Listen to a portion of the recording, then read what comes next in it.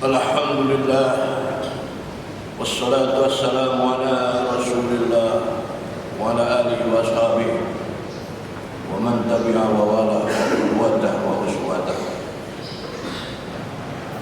Asyhadu an la ilaha illallah wahdahu la syarika lah wa asyhadu anna Muhammadan abduhu wa rasuluh la nabiyya ba'dah. Allahumma shalli wa sallim wa barik ala hadzal nabiyil karim wa rasulil azim sayyidina Muhammad wa ala alihi wa sahbihi ajma'in. Amma ba'du, fa ya ayyuhan nas usikum wa iyaya bittaqwallah wa tattaqun. Faqad qala Allah ta'ala fi kitabil karim wa billahi minasyaitonir rajim. Bismillahirrahmanirrahim. Subhanalladzi asra bi 'abdihi lailan minal masjidil haram ila masjidil aqsa alladzi barakna hawlahu linuriyahu min ayatina innahu huwas sami'ul basir. Sadaqallahul azim. Hadirin sidang Jumat rahimakumullah, alhamdulillah wa syukurillah. Kita panjatkan kehadiran Allah Subhanahu wa taala. Allahumma shalli ala sayyidina Muhammad wa ala ali sayyidina Muhammad. Kita sampaikan kepada pimpinan kita Nabi besar Muhammad sallallahu alaihi wasallam serta keluarga dan para sahabat serta pengikutnya. Selanjutnya khatib berwasiat untuk pribadi dan untuk kita semua agar memantapkan keimanan dan ketakwaan kepada Allah Subhanahu wa taala. Berbekal diri dengan bekal ketakwaan, melaksanakan segala perintahnya dan menjauhi segala larangan. Hadirin sidang Jumat rahimakumullah, kesempatan khutbah yang singkat ini kita ingin mengingatkan kembali tentang hikmah Isra dan Mi'raj Nabi besar Muhammad sallallahu alaihi wasallam.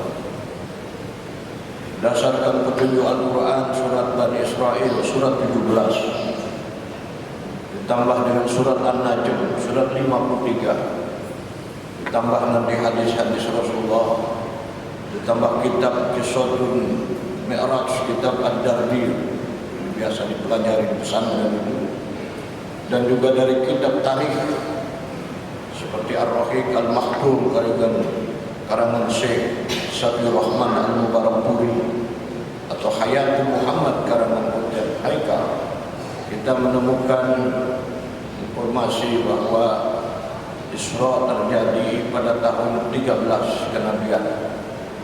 Tahun itu disebut sebagai Amul Khuzni, tahun prihatin, karena orang-orang yang dekat di sekitar Rasulullah seperti Siti Khadijah istrinya, kakeknya Abu Muttalib, pamannya Abu Talib sudah tiada. Sementara tekanan, teror, intimidasi, kekejaman begitu datang bertubi-tubi. Maka disebut tahun sedih, Amul Khuzni. Beliau diberangkatkan dari rumah Ummu Hani. Ummu Hani itu adalah anak dari pamannya Abu Talib.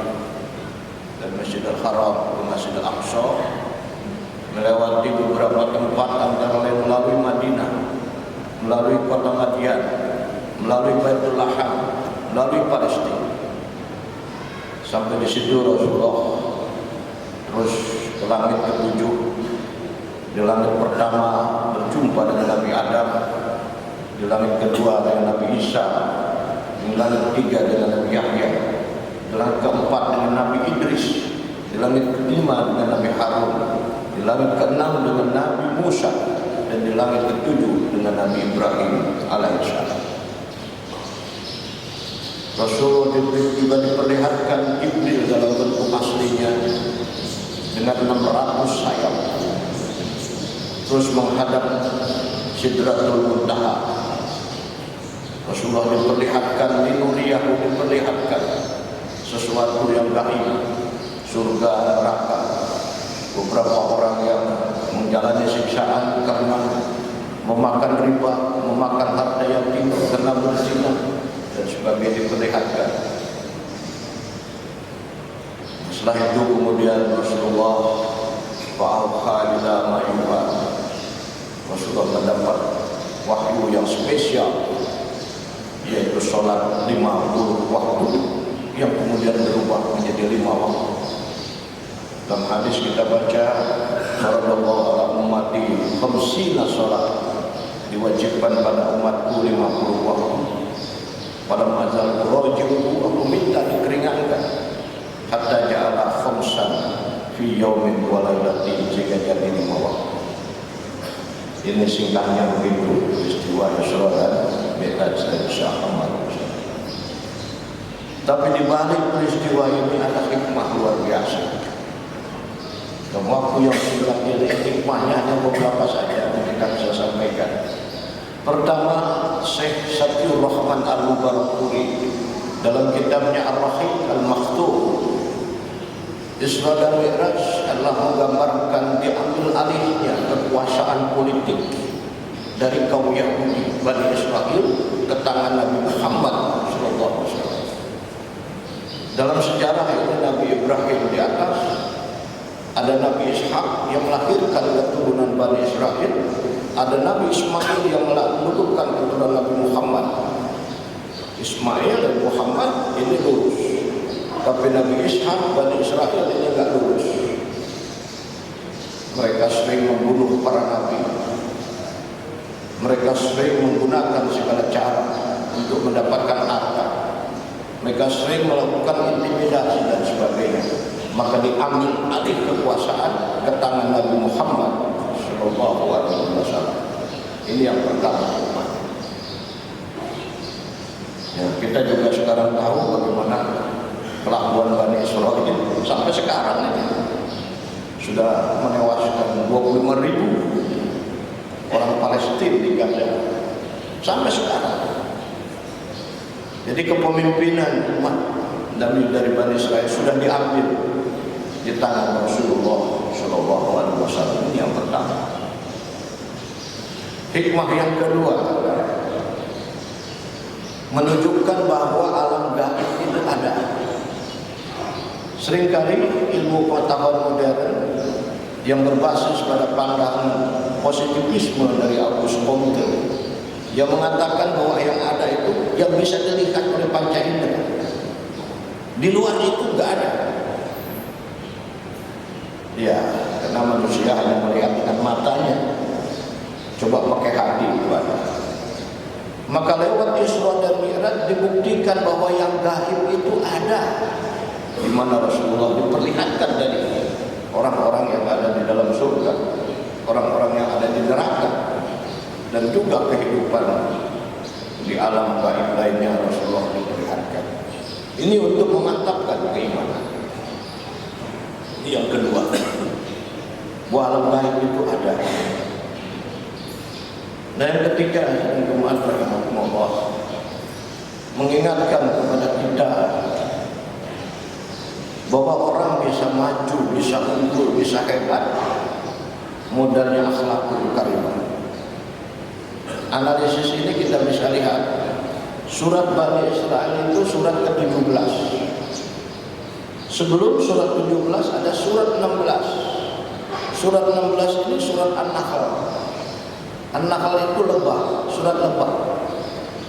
Lebah itu ada karakter lebah itu, lebah itu ciri pribadi orang yang berakhlak mulia itu lebah.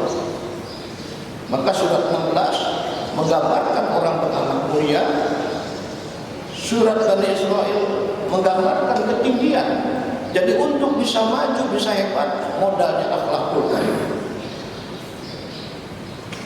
Kita lihat lebah itu, fa'auha rabbuka ilan nakhli, Allah memberi pengetahuan kepada lebah, anil takhili minal jibali buyutan, rumahnya itu di gunung. Artinya hidupnya setelah itu steril dari pengaruh yang buruk.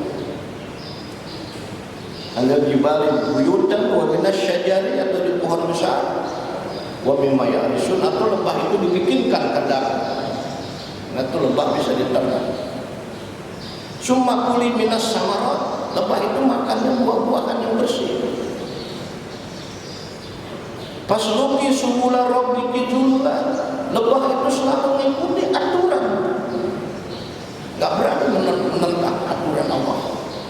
Pasluki subula rabbiki dzullan, lebah itu selalu memberi manfaat. Yakhruju min butuniha syarabun mukhtalifun alwan, keluar dari perutnya minuman, menjadi obat, menjadi penyehat. Ini analisis hubungan surat 16 yang menggambarkan akhlakul karimah yang digambarkan oleh Nabi. Surat 17 Isra menggambarkan ketinggian. Jadi kalau ingin maju, ingin mulia, modalnya adalah akhlakul karimah. Sedang jemaah rahmatullah, lalu satu lagi hikmahnya ini juga adalah sangat penting, perlunya keseimbangan antara wilayah spiritual, moral dengan wilayah keduniaan. Jadi Isra itu menggambarkan kemajuan yang bersifat horizontal. Hablum nanas, Isra itu hablum nanas. Sedangkan Mi'raj hablum minallah. Nah, maka orang sholat itu juga Mi'raj. Jadi harus seimbang antara hablum minallah dan hablum nanas. Hanya orang yang seimbang hubungannya itu. Hablum minallah kuat, hablum nanas kuat. Itu yang akan memperoleh kebaikan.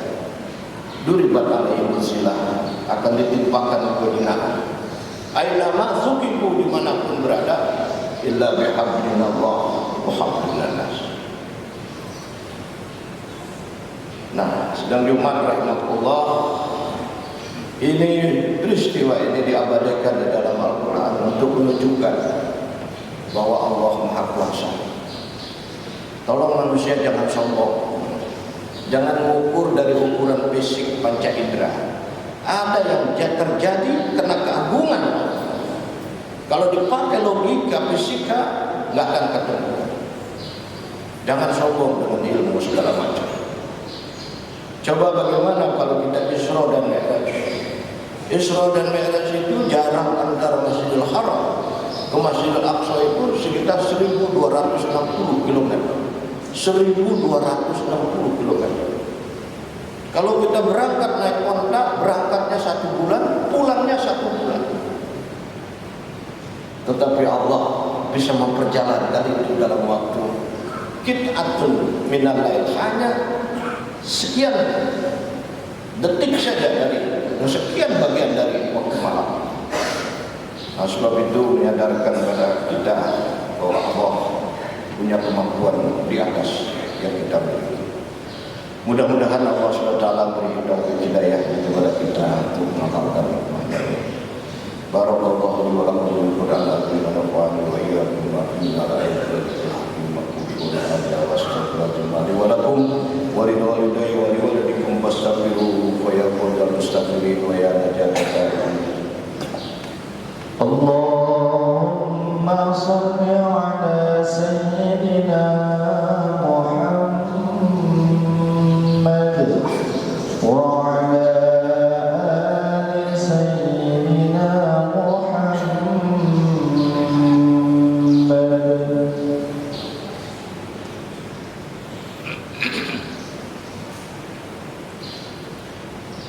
Alhamdulillah hamdan katsiran kama amara wa la ilaha illallah wa syarika lahu wa wa asyhadu anna sayyidana wa nabiyyana wa maulana Muhammadan abduhu wa rasuluhu sayyidul khalaiqi wal bashar. Allahumma shalli wa sallim wa barik ala Muhammad wa ala alihi wa ashabihi wa sallim. Ayyuhan nas ittaqullaha ta'ala min sima'illahi wa fudulil khabar wa antahu amanahakum man wajada wa ala muhammad wa sallallahu ala nabiyyi karim qala jalla jalaluhu inna allaha wa malaikatahu yusholluna ala nabi ya ayyuhalladzina amanu shollu alaihi wa sallimu taslima. Allahumma shalli ala Muhammad wa ala Muhammad kama shallaita wa sallamta ala Ibrahim wa ala Ibrahim wa barik ala Muhammad wa ala Muhammad kama barakta ala Ibrahim wa ala Ibrahim wa fil alamin innaka Hamidum Majid. Wallahu ala rasyidin Abi Bakr wa Umar wa Utsman wa Ali wa ala baqiyati sahaba wa tabi'in wa tabi'in wa tabi'in bi ihsan ila yaumiddin wa alaina ba'd rahmatika ya arhamar rahimin amin. Allahumma lil mu'minina wal mu'minat wal muslimin wal muslimat ya rabbal alamin. Allahumma anfa'na